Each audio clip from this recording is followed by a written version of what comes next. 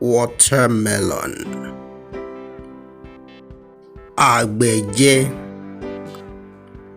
Àgbẹ̀jẹ. Bàbá aláìkorò.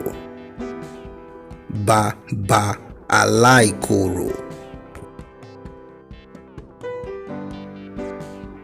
Mo fẹ́ràn àgbẹ̀jẹ tó dùn gan.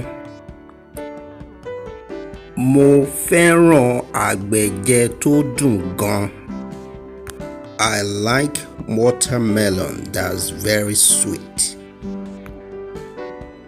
Ǹjẹ́ o ti jẹ bàbá aláìkorò yẹn tán?